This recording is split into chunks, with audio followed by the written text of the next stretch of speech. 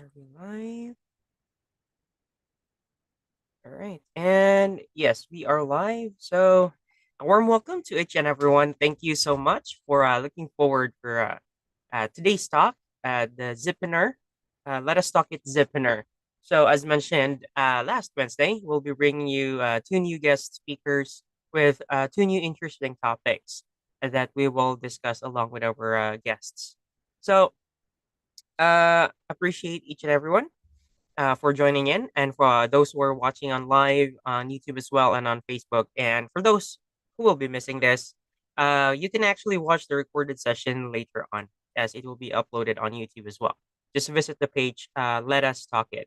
All right. And also, you can visit the website, www.letustalkit.com. So, this is your host, Phil, and the company behind this initiative is Cogent Integrated Business Solutions. So they're an IT company based in Detroit, Michigan, and they wanted to give back to the community through this platform, which is a free knowledge sharing platform. So anyone is welcome to share their insights.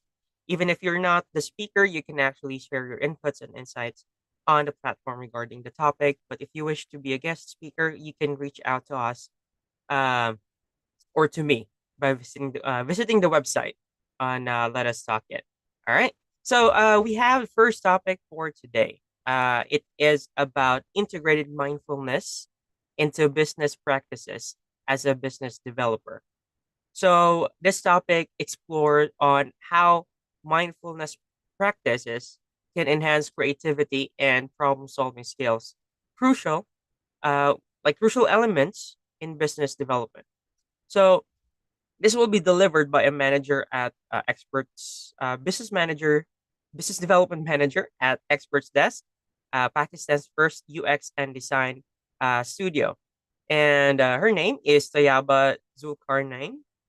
And aside from being a development manager for over 7 years of experience in strategic planning and sales management for a US focused organization, she also prioritized effective communication to create a strong public image and improve customer relations and secure high profile clients with a background in digital marketing and expertise in leadership, and also built brands from scratch and designed ROI boosting strategies. So we are very pleased to welcome Tayaba here in our platform and making all of her efforts along with her the other guest speaker, which we will introduce later, in bringing value to knowledge sharing. So you can take over the mic, Tayaba. Okay, thank you so much, Phil. It is nice to be here. Let me share my screen if I can.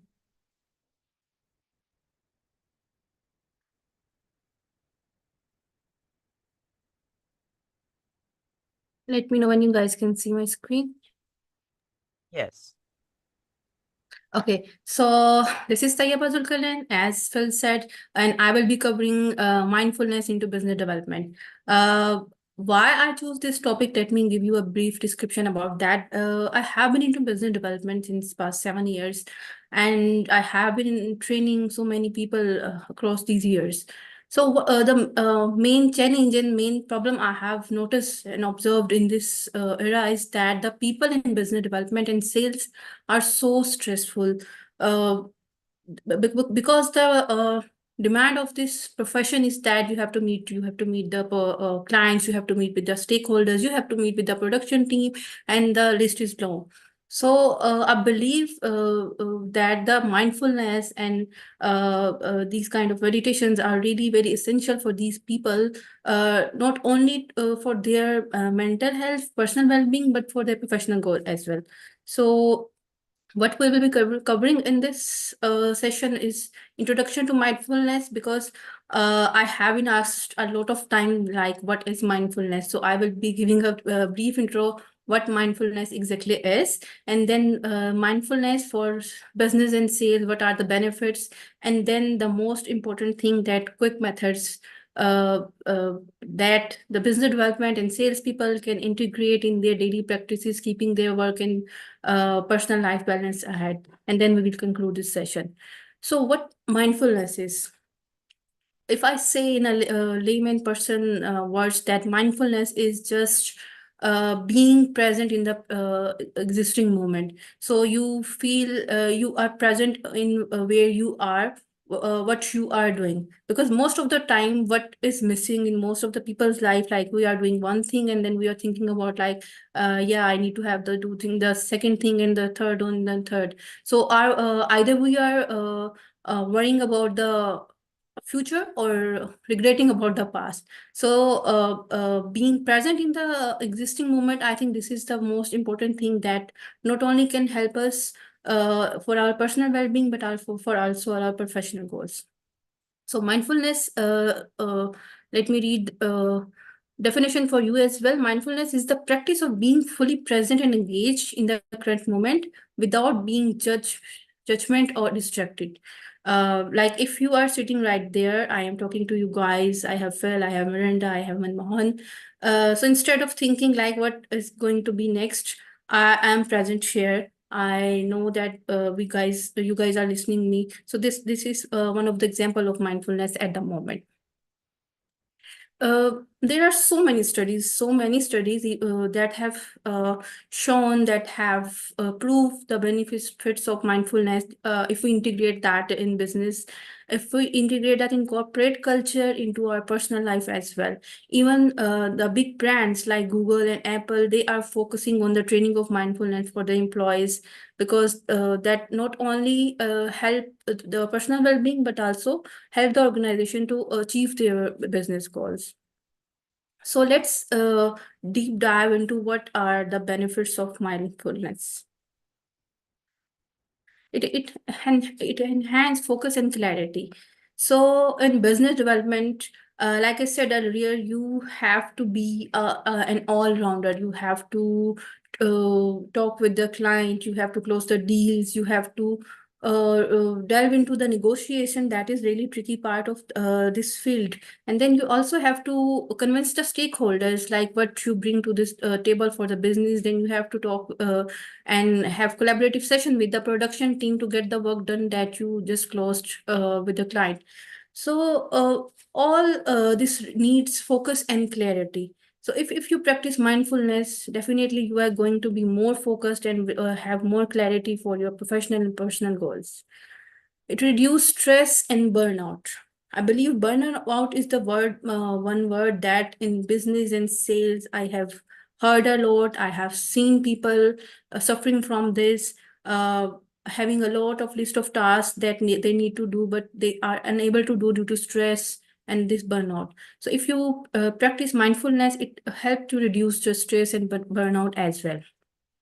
Creativity and innovation actually is the main part of every profession, but in sales and business development, especially in this dynamic era where we have AI, where we have things that are progressing in a fast-paced speed. So I believe creativity and innovation is not only a buzzword, but also a need of this era. So mindfulness also increase the creativity and innovation. And how it does that? When you practice mindfulness, you have clarity of your thoughts, you have focus, your mind is quiet, you don't have your inner conflicts. Uh, so when you don't have all these distractions and judgments within yourself, then your mind start creating the different ideas, new ideas. It starts seeing the same things with a new perspective. That is really the root of innovation and creativity. It improves emotional intelligence. That is again a broad topic, and I would suggest you to read Daniel Kahneman. I believe who is said as the father of emotional intelligence. So do read that. Emotional intelligence is another thing that really helps you to succeed in life, for your profession and for your personal goals. And then it enhance relationship building. That is the main important part of business development and sales. You have a great relation with your client. You should have great relation with your stakeholders, with your production team, with your managers, with your juniors. So if you practice mindfulness, it definitely will help you enhance your relationship building. And not only professional relationship, it also helps you to manage your personal relationship as well. And ultimately, you are going to have a great balance of work and professional life.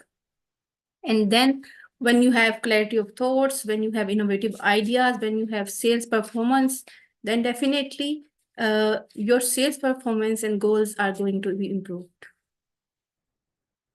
So these were the some benefits. Definitely there are a lot more, but these are the some benefits that I mentioned here.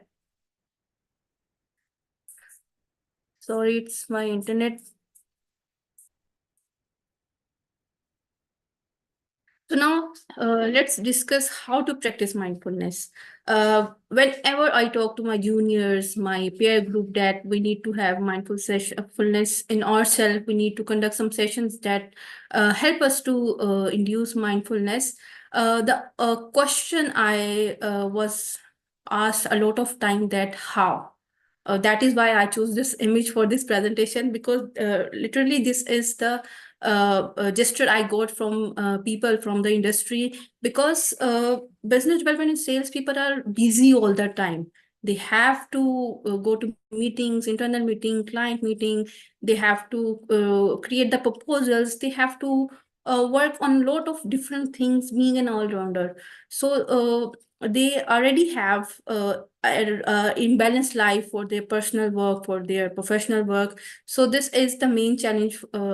That is why I have bring some quick and easy exercises for you guys, for the business development, for salesperson, or any human being. These all practices will be implementable. That you can not only practice while your daytime, but also when you are sitting, when you are at work, when you are going to meet a client. So let's start. What is the first exercise that we have? Before that, let's study Sharon, who is the author of Real Love. She's really my favorite lady as well, because I have read her a lot. I have never met her, but she talks a lot about mindfulness. So she says that mindfulness isn't difficult. We just need to remember to do it. So whenever you have been asked to be mindful, to practice mindfulness, just don't get overwhelmed. Believe that you don't have to do anything fancy. You don't have to take like hours of work to be mindful. You just need to be there where you are, and just present in the moment. So the first practice I suggest, or the first thing I suggest, is like mindful breathing. Definitely, every one of you would have been heard about that, like deep breathing, slow breathing, alternate nasal breathing. These are all the exercise that not only help mindfulness, but also help to reduce the stress. For business development and salespeople, what I suggest that, like, if you are sitting writing a proposal, and your mind is not clear, like from where should I start? So just sit still and take deep breaths. And while you are breathing, deep and slow breathing. So while you are breathing, just focus on the chair where you are sitting, your body parts, your body muscles that are touching with the chair, and then the pen you are holding, your one hand touching the other. Just feel these sensations for like few minutes, and keep on slow breathing. I can confirm you that I can guarantee that this will not only bring calmness, reduce stress, but also will help you to start your proposal smoothly.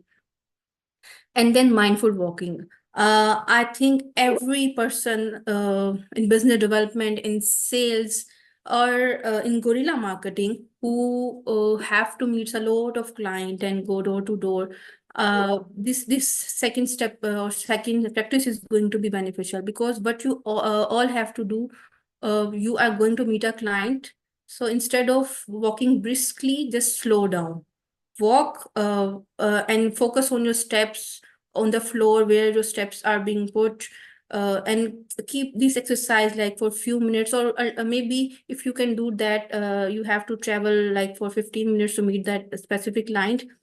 just utilize those 15 minutes or at least 5 minutes being in mindful walking, focusing your steps, focusing on the environment, and keep on slow breathing. This will not only help you to reduce down stress, but also will grant you a great amount of confidence. And when you meet your client, that client will definitely see a positive vibe in you. And the third thing I suggest is that mindful listening. That is really, really very important thing, not only in sales and business development, but I believe for all the people who are listening or who will listen to the recording. Because in present era, we are so distracted with the mobile phones, with the laptops, with the digital gadgets we have around us, that we almost have forgot how to listen. So practice mindful listening. What you all have to do that just listen what the other person is saying instead of preparing an answer like he's saying XYZ and I will be answering ABC. Just listen. Just ponder on the words that person is saying to you, and try to understand his perspective, try to notice his expressions, try to notice that his accent from where he's coming. I believe this is not going to help you with your stress, with your mindfulness, with your mental well-being, but also will help you to build great relationship with clients, with your stakeholders, with your managers, or with your grumpy peers colleagues. And then mindful eating. I admit that I have been a victim of this because when I start working in IT, like I said, it was so stressful and it was so engaging and I was so passionate to bring a lot to my business table that almost forgot how should I eat. At many times, my father restricted me that please slow down when you are eating. And then I realized that I eat in really a lot of brisk speed actually. So mindful eating actually is you have to take a bite and then feel the aroma of that food, whatever food you are eating or whatever food you are drinking, anything that you are putting in your mouth. Just feel the aroma, just feel the texture of that food, and just feel how your taste buds in your mouth are receiving that, and then also focus on your chewing and your swallowing instead of eating in a hastily manner. So mindful eating not only help you with your stress, with your professional goals, but it will also help you to manage your weight as well. And then mindful break. Breaks are really very important. We most of the time forgot the importance of the breaks. So take breaks, but mindful. With this phase, I would suggest you, like if you are working like 8 hours, 7 hours, or 9 hours, after like every 2 hours, if that is possible, or at least twice a day during your working hour, take a break, and that break should be mindful. It means that you should be present and you should be enjoying that break instead of being on your mobile phone, on your tablet, or talking to anyone on the call. You just have to sit for a few minutes during that break. You have to feel your body, you have to feel your feelings, you have to feel your shoulders, how your shoulders are feeling at the moment, how your lower jaw is feeling at the moment. So take that at least 2 breaks in a day, and I will guarantee that it is going to change your thinking, your stress levels, and your overall vibes like within a week. And then mindful communication. uh, that means to be present in your communication, because as we have almost forgot to listen other person clearly, I believe we have forgot the communication. So when we are communicating with anyone, we are not present in that moment. We are thinking about something else, or we are maybe thinking about something that we need to do after that conversation. So instead of thinking about the future or past or anything else, just be present in that communication. Like I discussed in the mindful listening, hear what other person is saying. and what you are answering or replying, being mindful in that as well. Instead of talking in a really speedy manner, try to take a meaningful pause during your conversation as well. This will help you as well. And then last but not the least, I believe this practice is so important. uh, I have seen that, and I have practiced in my regular life as well. And some of the researchers say that I don't have any evidence of that, but some researchers claims that if you practice mindful gratitude, you can change your face features within a month. And by changing, it doesn't mean that we are going to have a plastic surgery. It means that your face features will be a lot more sharper, and your face would be a lot more brighter without any cosmetic or anything else. So what you all have to do is that at the end of each day, you have to do that every day. You cannot miss anything in this row. So what you have to do that you have to consider three things at the end of every day that you are grateful for. These things could be from your personal life, from your professional life, anything that maybe you have read a meme on Facebook or any social media that really made your day and made you giggle. You can be grateful about that as well, that you got chance to review that. You can be grateful about a compliment that someone, your colleague, your partner have given to you. So consider writing any three things that you are grateful for that specific day. Write them down, and you can manage a gratitude journal as well, that you can write on daily basis, or otherwise you can just take a piece of paper and write those three things on that, and then you can put aside and you can go to sleep. You can do this while you are on your bed, you are getting ready for your bed, or any time at the day of end. And this is really very effective exercise that will help you to manage your stress, to manage your work and life challenges, and to think you clearly. So this was what I have prepared. Thank you so much for listening me and bearing me for this. Now I am available for your questions.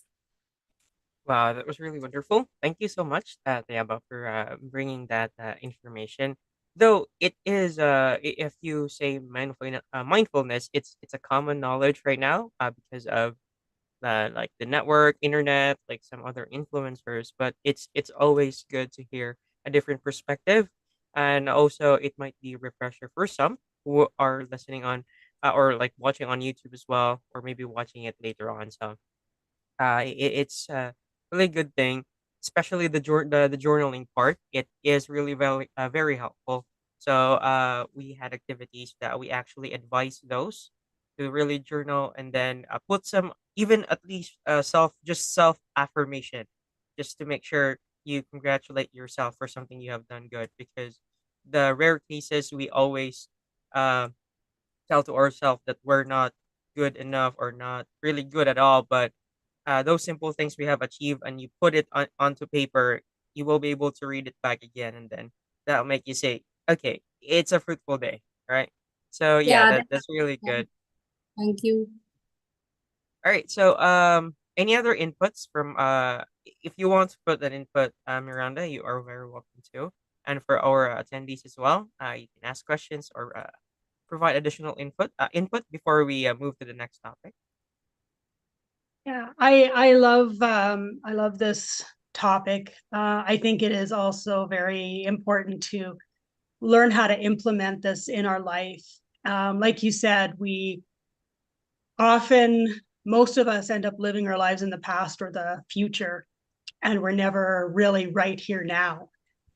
And so then you can't really live your life if you're never here right now. So Agree. um, I've been practicing many of these myself. Like I like to go for walks outside and try to observe nature or what's going on around me without labeling or creating some kind of dialogue in my head about what it is I'm seeing. and just trying to just notice it, and that's it. And it's a challenge because we're so programmed to like, oh, that's a tree, oh, that's a person wearing whatever, or what, we've always got these dialogues going on in our head. I think the mindful eating is a good practice too, and that's not something that I'm very good at because I'm usually always like eating while I'm working on the computer or reading a book or something like that. So that's one that I'm still trying to implement into my life. Thank you. Even Thank you so much for yeah, yes, even go ahead. I'm struggling with mindfulness eating actually. I see. But what I noticed is that it if you lack mindfulness, like you always just your head is only focused on hardships. Like you disregard the environment because uh Yes.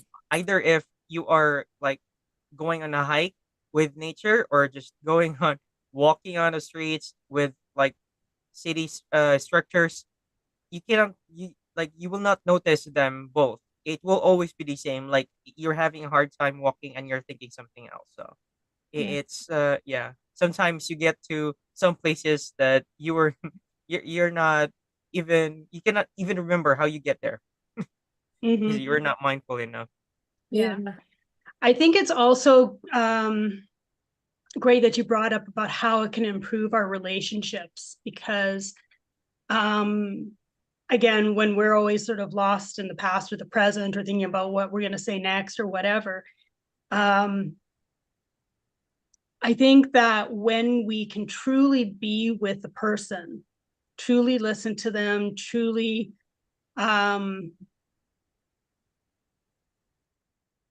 engage with them, then we are helping them to feel like we value their time with us. And they're not just a number, or they're just not just you know, I don't know, whatever the thing would be exactly, but it just helps to improve the connection that we have with them. Yeah. Yeah, and ultimately, it what I believe that these kind of sound relationship not only help you to boost your productivity and your well-being, but also helps to improve the self-esteem of your partner. Mm-hmm. Because we are social humans, we need people, we need help from people, and we need the presence of the people. So this is really, really very important. Mm-hmm. Alrighty. So here you guys this the first topic seems very interesting, so if you wanted to interact, feel free to do so. Even if you're just watching on YouTube, you can put it on chat. Definitely we'll be able to lay your questions through, with our speakers so they can uh address it for you live as well. So yes, thank you so much again, Tiaba. So that's the first topic for today. Now, if there are no more additional inputs or questions, we can move to the next topic. But anyway, before we move on, actually, do you have anything else that you are doing as of the moment, Tiaba, or in the future, any events, or if you have books, something like that? Actually, at the moment, I am more focused on into mentorship. I am providing online mentorship across the world. That is the main thing. And then I am developing a course for the female in Pakistan for that are focused on business development. So that is targeting a female that cannot go outside the home and needs some skills that they can work on from home. So I'm building that course, and we're going to launch it soon, like in like 2 or 3 months that I'm estimating that the course will be launched. So Wow. these two main focus. Yeah. That's really wonderful. Like from the sound of it, hope it can go worldwide. So Yeah. yeah, it will help more. All right. Yeah. So that's the goal. Perfect. Okay. Now thank you so much, Tayaba. Now we have here the next topic. Since you are working on that one, uh of course there should be some walls that will be there before you overcome or be successful on that actual goal. So that actually is part of the target that of the next topic, which is challenges versus problems. So this topic is actually will be delivered by our guest speaker, second one, Miranda Dian, which is a co-host of the Animal Files podcast at Soulful Animal Connection Facilitator, and also and she started off as an animal health technologist, now known as vet tech, and later offered pet sitting and dog walking services, and eventually chose to move towards animal education when she witnessed a variety of situations that showed a disconnection between people and their animals. And these include things like behavior challenges, safety, and stress. And now our speaker supports her clients in exploring their relationship with their animals, developing awareness in the connection between themselves and their animals' behaviors, and discovering ways to shift their energies, beliefs, and areas of resistance that may be causing them to struggle in their life. All right. So, for the first, before I hand over the microphone to Miranda. So the first part actually that will be tackled is on how we can recognize the difference between a challenge and a problem. So, and the rest of the things will be an interactive part. So, if any of the attendees or even you, Tiaba, if you have something to add while the discussion is going on, you feel free to do so because that was the request of Miranda. But definitely, this is one interesting session as uh, our beloved pets will be involved in this discussion. All right. So, to give the microphone to Miranda and yeah, please take over. Okay, thank you. Yeah, I think that it's possible that a lot of people think a challenge and a problem are exactly the same thing. Yeah. And well, in the English language, words can be funny because people can assign different meanings to different words despite the dictionary definition and whatever. But this is my understanding of what a challenge is versus a problem. To me, a challenge are things that are not preventable. They are things that maybe we strive for with uncertainty on how to get there. It could be things that are difficult to achieve. And it could also be things that are just completely unexpected. So an example of this might be like your washing machine breaks down and you have a load of laundry in the machine and the water didn't drain. So now you have to try and take all of this soaking wet laundry out and, get the water out and try to put it somewhere and that type of thing. So that could be a challenge because you're not expecting that. And now suddenly you have to deal with this. A problem, on the other hand, are things that are generally preventable. It's usually something that we did in our past, or it could be something in our energy that attracted this. And this might sound a little woo-woo to some people, but everything is energy. And everything is either receiving or giving energy. And energy likes to be together with the same type of energy. So if, for example, the energy within you is very chaotic, you're probably going to experience a lot of chaos in the external part of your life. So some examples of problems that you could encounter could be things like addictions, experiencing debt. Some of the illnesses that you incur could be as a result of, could be a problem. And sometimes relationship issues could be a problem. Now, regardless of whether this is whether you're dealing with a challenge or problem, this is not about making a person bad or wrong or anything like this. This is about developing awareness of what is actually happening and choosing whether or not you can react to it or respond to it. Well, the thing is with reaction, typically we don't choose that. It just happens. Because reactions are very, very emotional.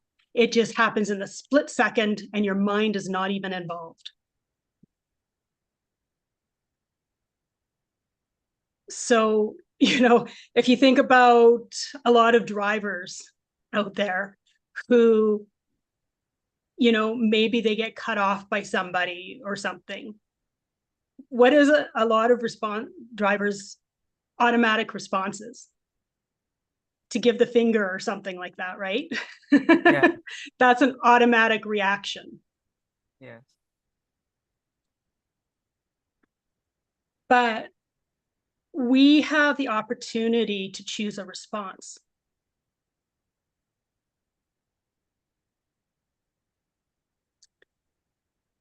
Now, choosing a response is something that needs to be put into practice.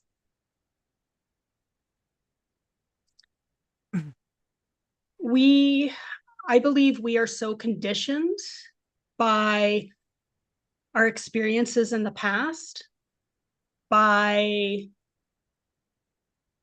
the beliefs that we're taught by our parents, by authority figures, by our teachers, even by society or our culture in general, that can play a factor in how we deal with something.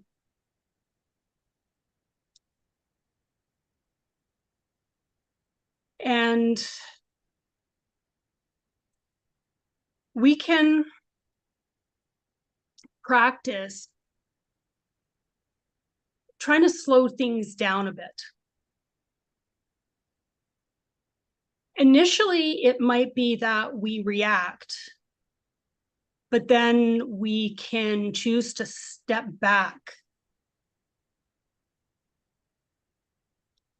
So this is going into how we can choose to accept and observe our challenges or problems.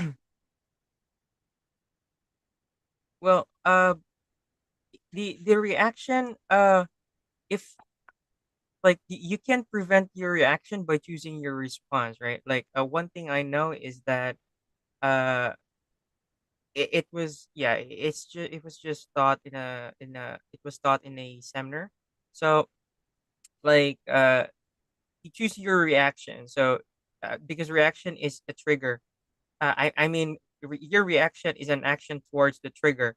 So if you put control, you can choose the response uh to that particular trigger. So it's some of them aside from uh well, in addition to mindfulness, is actual breathing. So just take a deep breath, right?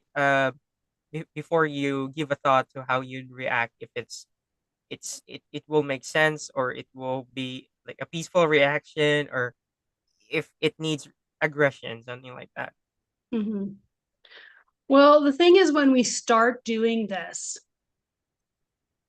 we're typically not going to be able to stop the reaction. So then we can, as we start to become more aware, we can look back at it, whether it's a few minutes after, a few hours after, maybe the next day, and be like, oh, I reacted to this. And I, maybe didn't mean to say that, or didn't mean to take that action or something. And we can become aware of, okay, this is what I did. And then we need to try to do that without judging ourselves, as well as without blaming. So the more we practice that,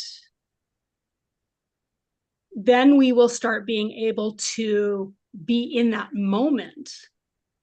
And maybe the next step might be like, oh, okay, I can feel like that frustration, that agitation or whatever coming up in response to whatever it is. But we notice it and we are able to refrain from reacting, and we can choose a different response in that moment. Sometimes we might still feel that and we can see that this reaction is coming up, but we still can't quite stop ourselves. Eventually, we will get more to the point of we don't even feel triggered by it anymore. And we just are simply able to respond, because our triggers come from usually a negative experience in the past, or maybe a really, really strong belief. Well, yeah. yeah.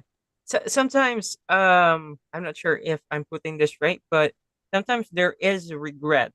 I cannot share much of the like an example situation, but either there is a regret that you have done this kind of reaction, but it sinks very, like it takes time before it sinks in that you regret that particular action that you did, or sometimes you regret why you did not do this impulse because it could have somehow boosts something in you when you had to reacted that way, like you had made the other person more aware of your emotion, but you held back, so you regret not doing so because now, like they will not know that you were you felt something negatively towards the situation. Well, the thing is, we want to try and avoid feeling regret. You know, like I think what you're trying to give an example of is like, let's say maybe the challenge is another person you are interacting with, and maybe they did or said something that pushed a button within you. And so your trigger or your reaction might have been to insult them or curse at them or something like that. And then later on, you might be like thinking that might have not been a good way of dealing with that, because it could have created even more friction between you and this other person. And so we want to not beat ourselves up and be like, oh, I shouldn't have done that. That was such a stupid thing to do, and all of this kind of dialogue that we get. But just like, okay, that might not have been the best choice, but that was what happened. So now what can I do? You know, maybe now we can sort of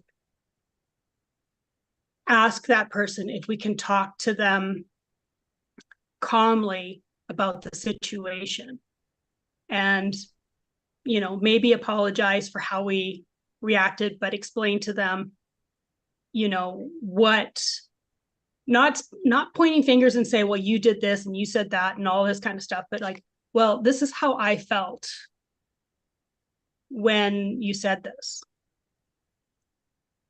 This is what I experienced. And just help them to understand why it affected you without putting blame on them. And you know, Miranda, I think that's a really wise thing that you just said. But I just I can remember actually Simon Sinek. Maybe you have heard him. Find your why. So I really loved what he suggests in these kind of situations, that you need to have that difficult conversation. You need to master the art of that difficult conversation.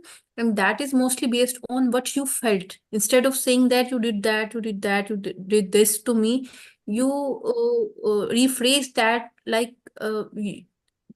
this of your action made me think this, made me feel this. So I believe after you realize that you did the thing that shouldn't be done. So instead of judging yourself or being in regret or feeling guilty, just take a pause and sit down with that person and have a difficult conversation. I believe that that is really important at that phase. Mm-hmm. And I think that that's the thing too, is that if it's a person that we're having that challenge with, or potentially problem, depending on which aspect we're looking at, but we always want to try and deal with it from a calm space, not from that triggered space. So I think that kind of addresses what the other part that you said there, Phil, with about regretting not saying something. We just want to avoid saying anything or taking any kind of action when we're in that triggered space, if we can.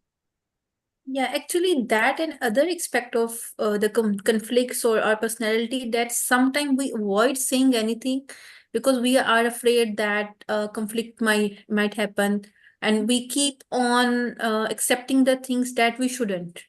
Because yeah, if we keep on accepting those things, that might uh, I think would not be helpful for the other person as well. Because if you give him or her feedback that this is not good, or this is the limit, or this is the boundary that that person shouldn't cross, I don't think so that any person would be able to predict that or understand that without keeping that in words. So I think at some times this is really very important to say those things.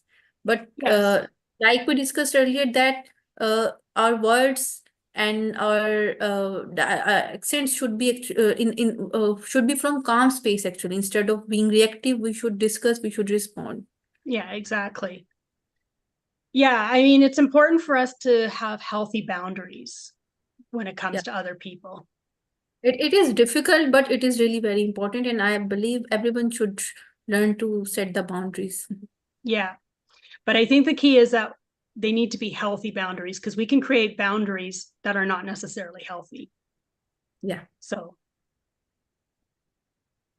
And one thing I have noticed in these situations, if I go back and to start of this conversation, whenever we are being reactive to anything or any situation or to any person, I think maybe later we realized that we were at the war with our own self. We have lots of inner conflicts that ultimately blast and have those reactions as well. So I believe knowing yourself, knowing your inner self, like what is going on, and acknowledging and being aware of your own emotions, I should be the first step if you want to have a good conversation and difficult conversation. Yeah, I think this is where it kind of connects with the mindfulness you're talking about. That's Yeah. And, you know, you talked about journaling about gratitude, but we can also journal about, you know, at the end of the day, particularly if we were having a challenge or something like that, writing out what happened, how we reacted or responded to it.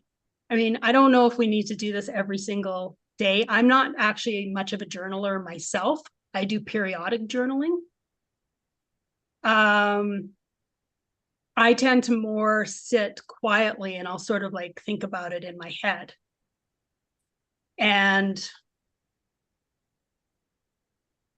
But again, when we're doing this kind of thing, where we're just looking back and observing what happened with that whole situation, that we want to try to not blame or judge. But even if we do, try to notice that we're doing that as well, and maybe see where is that coming from, because that can also highlight, well, what our beliefs are. And I don't think we necessarily have to do a deep dive into our childhood and be like, oh, well, I had this experience and, this happened and that happened. And that's why I'm like the way I am. And all. I don't think we really need to do that, but just getting a little bit of an idea. Because we can develop beliefs too from our past experiences. And asking ourselves, is this belief actually serving me? And is this belief actually serving the collective or humanity? And each of us have to answer that for ourselves. Nobody else can say, oh, your belief is right or wrong or whatever. We have to answer that for ourselves. Yeah, and we always have answer within ourselves. Yes. We just need to recognize that, but we always have. Mm-hmm. But we actually have like some few things that will help us. According to the podcast by Miranda, like we have some practices that we can acquire externally, and that's always beside us, which is our pets. Yeah, can you share about those? Because I was excited about those parts, like how our pets can help us in dealing with problems and challenges. Yeah, our pets are amazing. And, some of us might not look at them in the way that I look at them, I guess I'll say. But they are very empathic. They are very sensitive to energy. They can sense what's going on within us long before we have any awareness of what's going on. They can tell that when we're struggling. They, if you are feeling a lot of stress or tension or anger within you, there's a good chance that your animal is going to also be tense. They're not going to really relax. They might show signs of anxiety. So their behaviors can reflect what is going on within us. A lot of time we blame our pets and judge our pets and saying, oh, they're behaving badly. But I think it's important for us to step back and try to understand, okay, where is this behavior coming from? Because animals don't deal with the world that humans do. Like us humans, we have so much drama and ideas in our mind about things. We make a lot of assumptions about things without actually knowing the truth. Animals don't have that happening. They just know how they feel and they react to that or respond to that. Personality does play into it a little bit, but sorry. Yeah, that's a problem. Actually, I was about to say that I second your thought about the stress in animals because they absorb our stress. And what I have observed with my pet, I have been a cat owner few years back. So what I have observed that initially they try to reassure you. Whenever they see you stressing, being sad, they try to reassure you with different gestures. And if your sadness, if your stress or any negative emotion prolong, they start absorbing that. So I believe we always have to be more aware whenever we are sad and our pet is observing us or trying to reassure us. I think that should be the stage where we need to focus on ourselves to manage that specific emotion. Mm-hmm. And this is where awareness can come in even more, because when we really pay attention to our animals, we can really become aware of, okay, what is normal for them? You know, what is their typical behavior? You know, are they typically relaxed? Are they typically playful? Are they typically barking all the time? Usually if there's barking all the time, there is some issue going on that needs to be addressed. But when we know what is normal for them, then that's when we can see where the changes occur, even if it's subtle. And when a change occurs, then we can step back and see, okay, is there something going on within me? They're also very attached to their environment. They don't like change very much. They like familiarity. So if there's a change in the environment, they could be reacting to that as well. But like my podcast partner, for example, her cat that she has is normally very affectionate and likes to get some attention in that. But currently she's sick and she's wanting to sleep a lot. And her cat is reacting to that by not coming near her. Now, every animal is going to be different. We can't say every animal is going to react exactly the same way. The key is noticing when there's a change in their behavior. And at least considering whether or not there might be something going on within us that might need to be addressed. Sometimes it's just temporary, and sometimes not. Like an issue like anxiety, for example, can end up becoming such a chronic condition that it becomes normal for us, and we're not even aware that we're experiencing anxiety on a daily basis. That's right.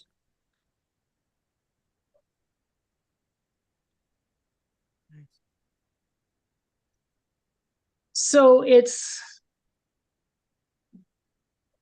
this is why our animals can help us to become aware, and we can start to learn, once we are aware that we're struggling with something, then we can start to learn different ways to deal with it. So the mindfulness practice is one thing that you can do. But there's other things as well, like there's energy routines. Donna Eden is an energy practitioner, and she's basically the pioneer of energy healing for the past 40 years or so. And she's got a ton of different energy exercises that are quick and easy to do that can help us come back to center. There's things like yoga nidra, which helps to settle the nervous system. Or even just doing a mindful practice like yoga. I mean, some people do yoga as a physical practice, but it can also be done as a very mindful practice as well.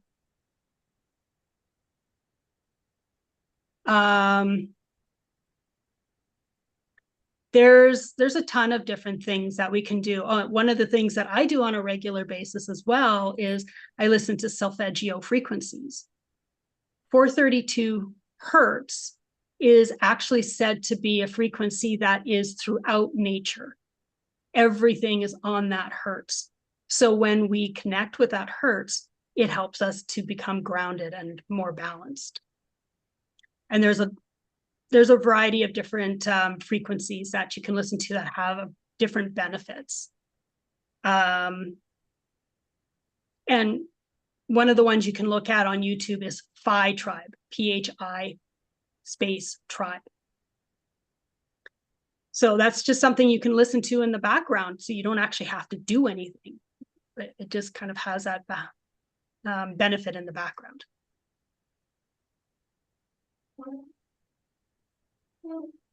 Do you have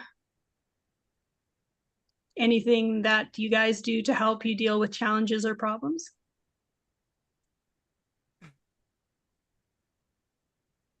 Well, Uh, go ahead, Tayaba.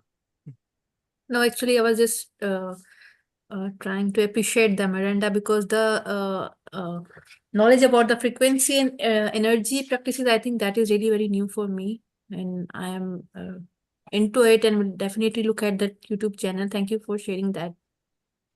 Mm, yeah. Yeah, it's yeah, it's the first time for me as well hearing that. Thank you.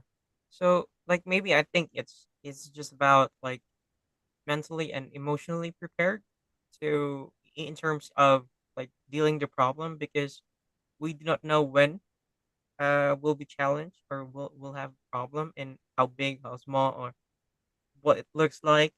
As long as like you're emotionally and mentally prepared, like your response to that will be well maintained. Like, it's not something that may cause you regrets in some cases. So that's my personal opinion, though. Mhm.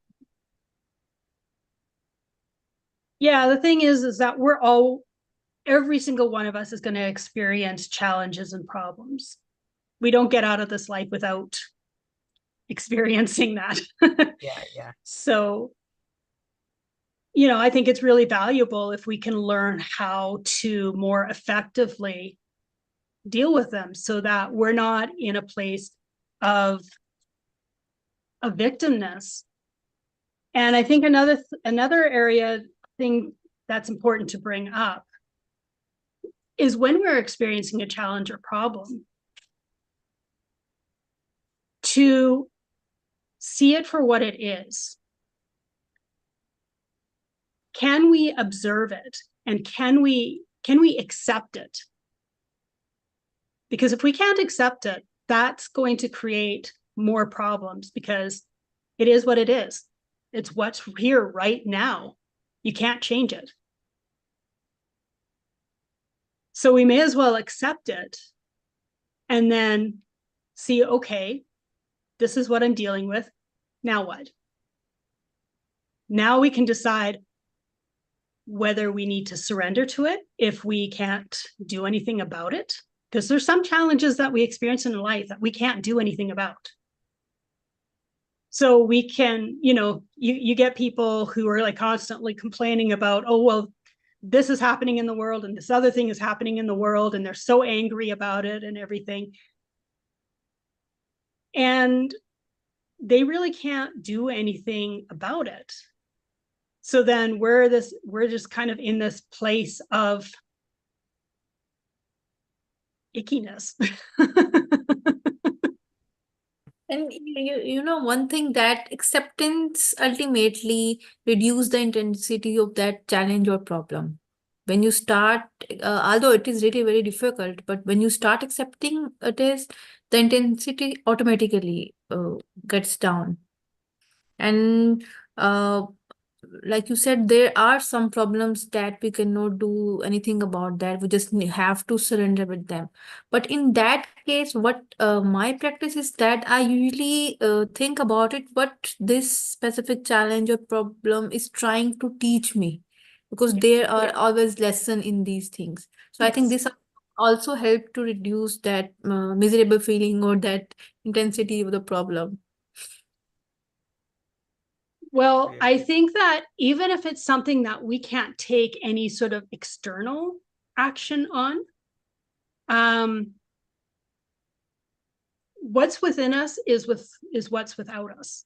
Like, what's in us is out there as well. So what we can do is focus on ourselves, regardless of the wars or whatever else is going on out there. We may not be able to take any direct action to it, but we can work on ourselves and practice finding that calm within ourselves, because our energy is going to have some effect on the whole energy.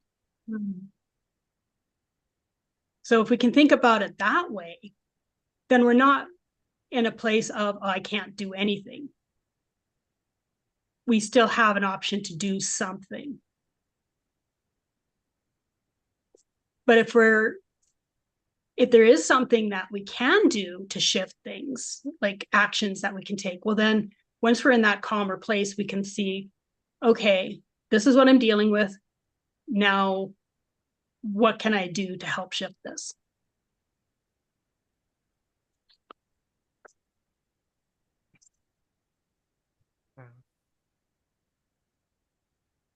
So, there's a couple of questions to ask yourself. And these questions are going to be kind of in your face.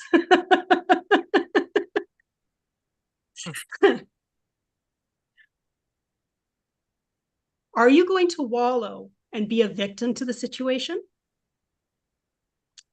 Or are you going to open your eyes to see what your options are? Take responsibility for what might have led to the situation. See what you might have learned from it. Let go of blame and take actions necessary if there's any actions you can take.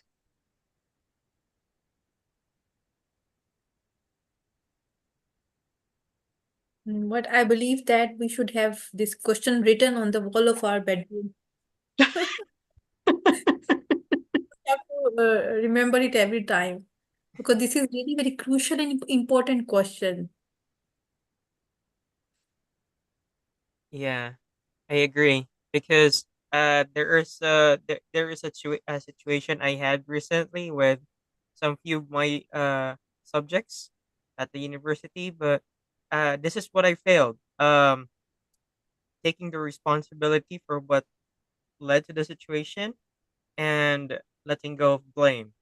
So because I blame my actions that Mm-hmm. led me to decide uh there are some few subjects I have to give up and wait until the next school year for some actions I did in the past school year. So yeah. Oh, Okay, well this is very timely. Thank you. yeah. Well, and I think I just want to reiterate, or not reiterate, but like expand a little bit more on taking responsibility. Taking responsibility is not about blaming yourself. It's just becoming aware of what might have led up to it. And it actually empowers us when we choose to take responsibility, because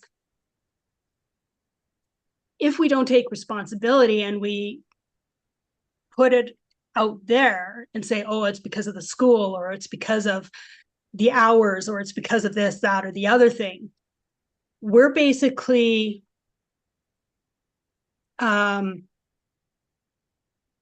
giving up our power. We're saying, I have no control. The control is out there. Other things have control over me. I have no control. Personally, I want to feel like I have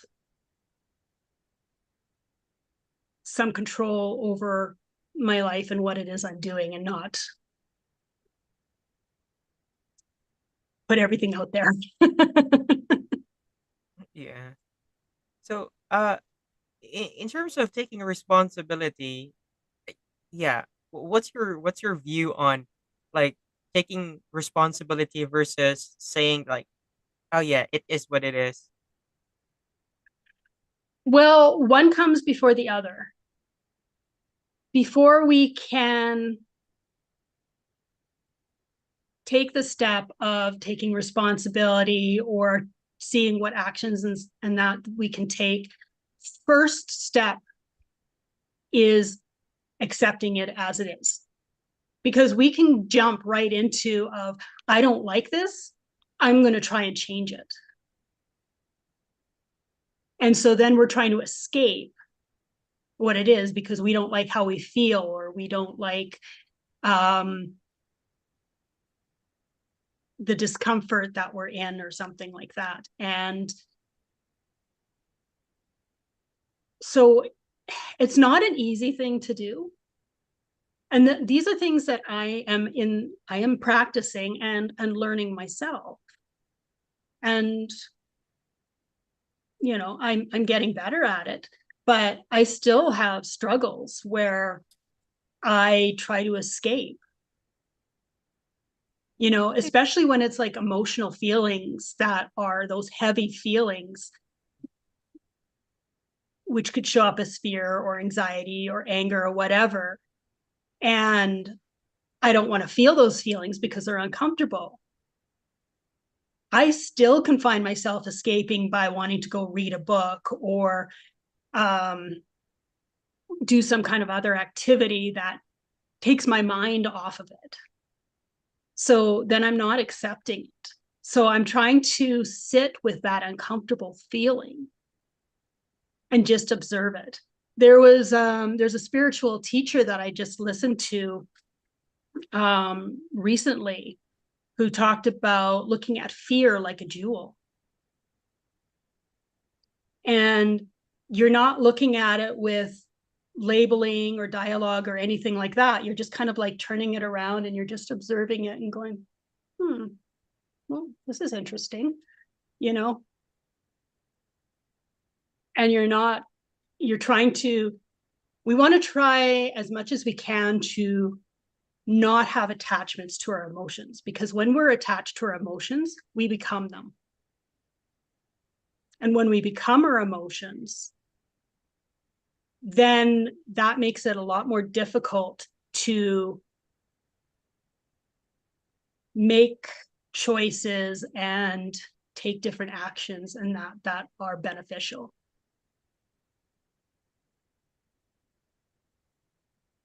All right. Wow, this is really a good talk, but this could go the whole day. Actually, well, it's unfortunate that yeah, we have to put an end temporarily. Maybe we can schedule another uh session of this actual topics because yeah, if we continue this, will take the whole day. All right. So yeah, any final things you'd like to say, Miranda, before about the topic, or yeah, if nothing, you can start promoting your upcoming podcast releases. Yeah. I can't think of anything else specific to add on to that, but I am a co-host of the podcast, The Animal Files, and we explore the science. Shoot, I'm forgetting what our tagline is.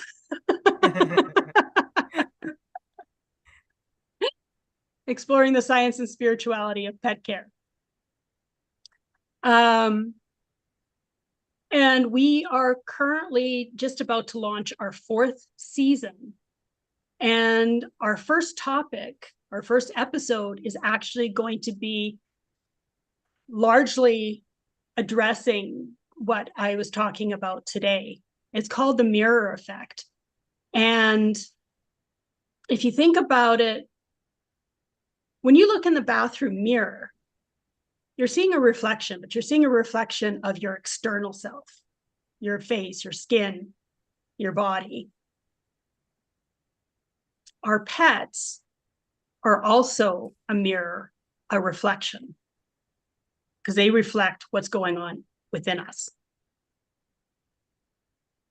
So if you want to do a deeper dive on this and get more in depth on how this plays out between you and your animals, we will be publishing that episode on the March 2nd weekend. And you can look for the Animal Files on your favorite podcast platform. Okay, that's a fascinating thing to look forward to. So thank you so much for that one. So I believe that concludes the topics for today. And yeah, anything else you might have forgot that you wanted to promote, both speakers? Yeah, feel free to do so.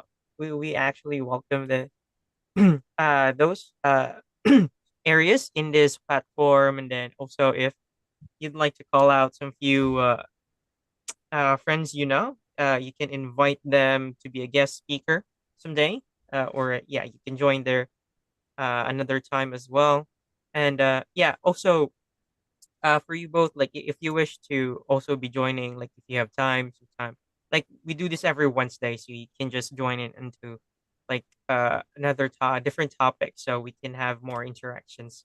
And yeah, because it's always having another person's point of view in things. Like, this topics that we have tackled today, it's not something new. It's not something that just came out, right? So, but there are still things that we learned out of those areas. So that's actually the value that we are bringing through this initiative in Let Us Talk It. Yeah. So I'll give you one final chance to promote anything else.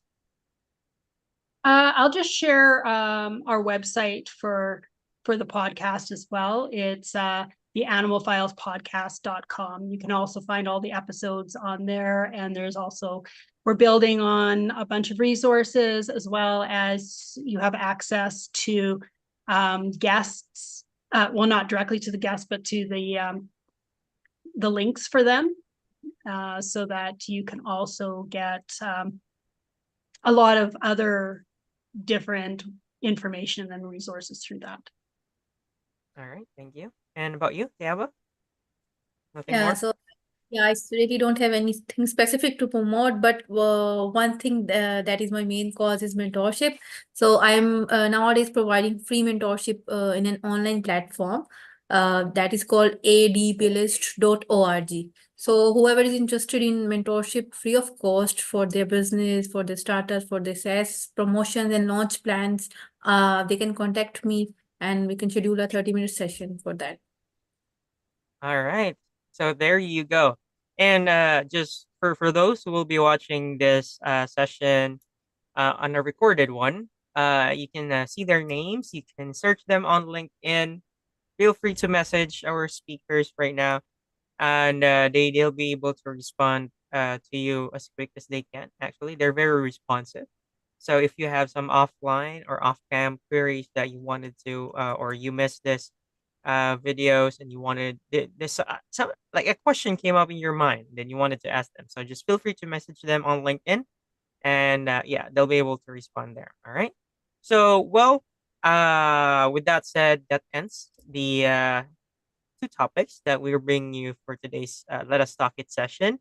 And we're looking forward for you to join next Wednesday as we are inviting you again for another session. We will have two new topics and two new speakers that will bring in the platform and discuss with us to help us learn more, as like knowledge is an unending uh, power. So if you continue to acquire knowledge, it is infinite and it helps you become more interesting person. All right. So well, let us talk it. Zipiners will be here to help you with that process. So thank you, Cogent Integrated Business Solutions, Cogent IBS, for bringing this platform, and thank you, guest speakers, for doing the efforts and sharing your uh, knowledge and personal insights with the topics that you brought today. So that ends today's session. Thank you so much, everyone, and keep safe as always from Let Us Talk It. Take care and goodbye. Bye.